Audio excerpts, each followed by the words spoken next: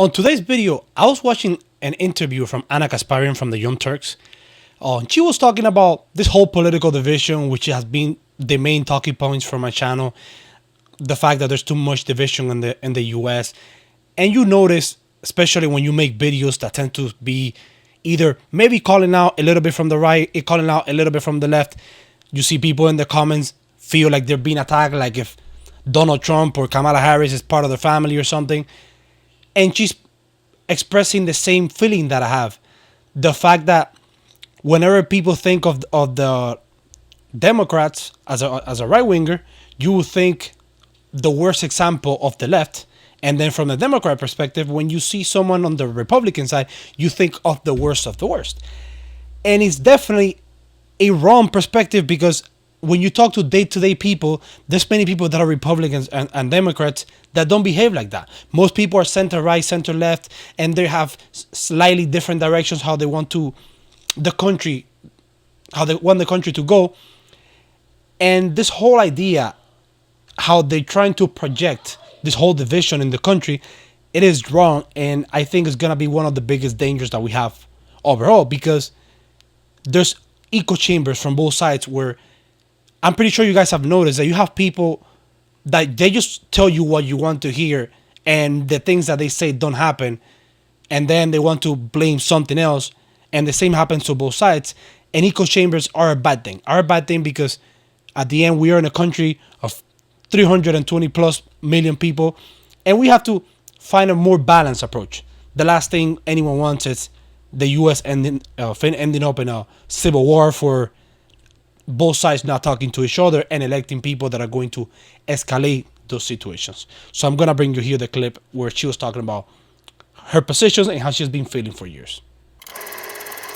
They feel like they're committing some sort of crime, right? That they're not being loyal enough to their tribe. And so I can totally understand feeling like as you become more and more open and honest about what you're feeling, I can see the similarity of like coming out and how scary that is. Like, it's super scary. And I know from firsthand experience how scary it is.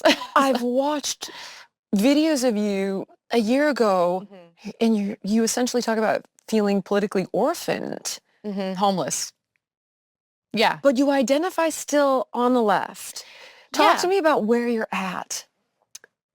I'm at a point where I actually do not want to be pigeonholed in any political tribe or identity, because everything has become very dogmatic. And if you don't buy into the entirety of the dogma, you open yourself up to backlash and being, kicked out of the tribe. And it's like, it's not a fun experience. But I think when you come at every issue from a place of, all right, well, I want to get to the bottom of this story. I want to know what the truth is. What's the reality?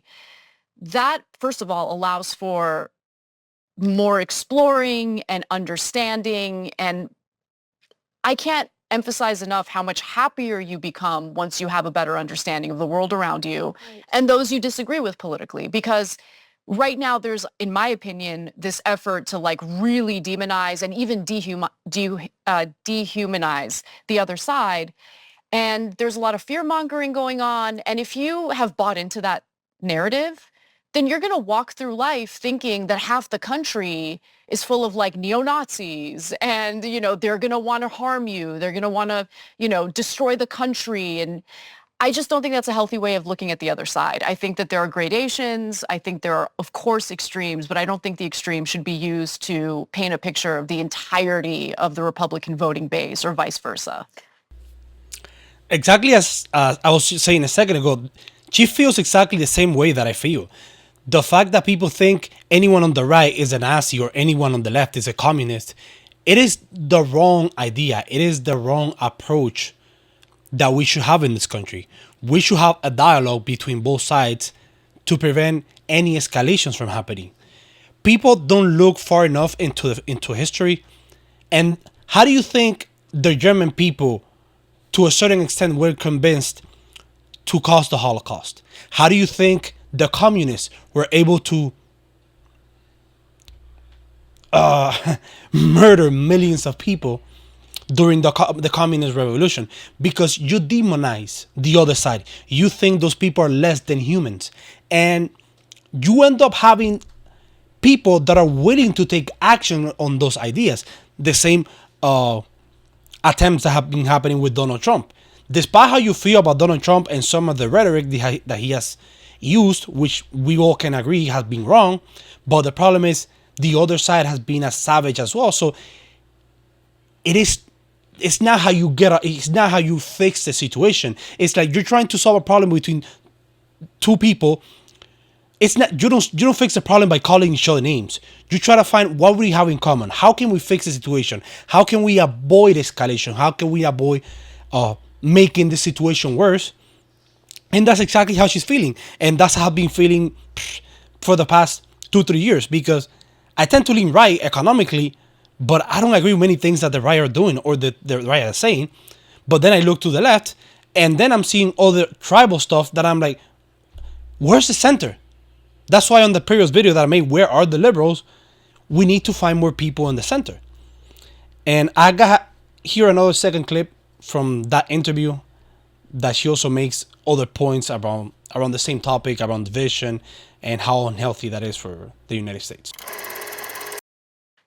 It's either libtards and commies or Nazis.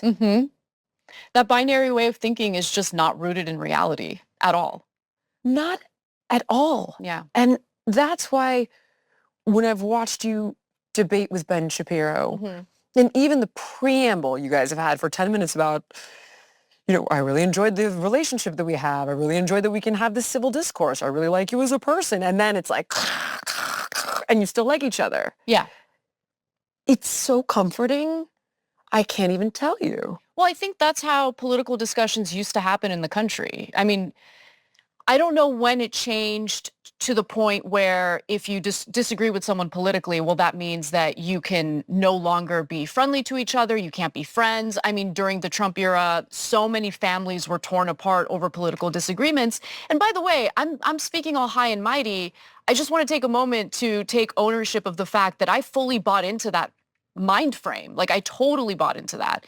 And there's a video floating out there somewhere of me basically saying, no, you can't be friends with someone who supports Trump or has these views, because it's giving you a sense of who they really are as a person, and they're a bad person. Right. Right? That deplorables. Yeah, exactly. I remember when Hillary Clinton made the deplorable statement. I worked for the Clintons. I loved the Clintons. And then she apologized for it because she was getting backlash. And I remember at that time being upset with her for apologizing, because I had fully bought into, no, these people are deplorable. These people are terrible. And it took a lot of growing to realize that there are a lot of Republican voters who actually do not like some of the things that Donald Trump says, because he does say divisive things. He does say hateful things. I hate that too. But there are certain issues that he speaks to, right? Certain either economic issues, anything that might have to do with the deindustrialization of like the Rust Belt. Those are issues that really resonate with them, because no other politician has sincerely addressed those issues. They've been neglected. They've been ignored. And they've been ignored by what they view as the political elites. And so they see Trump come in, and yeah, he's a little unhinged in some of the things he says, but they see him as like a wrecking ball to the political elite, or the establishment, exactly. Exactly as she was saying, I know friends of mine who have stopped talking to me because certain comments that I made regarding politics. And it is ridiculous to believe that we are adults and we're not able to see past those issues. People are not able to. People don't think whenever they see something, maybe they might get triggered by something that I say in this video, and it's not necessarily the intention. I am trying to attack the ideas or things that I see wrong, and then you can disagree. You can make a different argument and be like, hey, look, I think you missed this, and that. But at the end, our observation on politics and our situation comes also from our personality. That's why you cannot find a politician that you're gonna agree 100%, because there's differences how they grew up, different things that they appreciate, and those are the changes that you see. But it is completely absurd that people stop talking to other people just because they disagree politically. And you should be able to arguable ideas. You should be able to attack the ideas and not attacking the person. I could say that the idea of socialism as a person who was born in a socialist country, it is one of the most dangerous ideas. But I can attack those ideas, and the person who believes in those ideas cannot feel that I'm attacking them. That's not necessarily what I'm doing. I am just saying this approach, especially the division, the algorithms, and the echo chambers, it's wrong. It doesn't help anybody. It just creates more and more division until we end up in a civil war. And who do you think wants that? Anyone that wants the US to fall. Russia, China, anyone that wants to insert any propaganda from both sides, either that Donald Trump is somehow funded by the Russians or the Chinese, whatever, and vice versa, because they want division.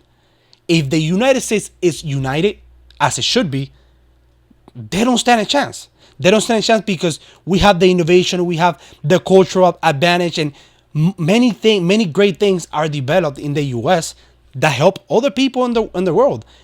Despite the bad things that come up from every society, we have to be able to appreciate the good things and not demonize each other. Because if that wins at the end, I think we are going to lose.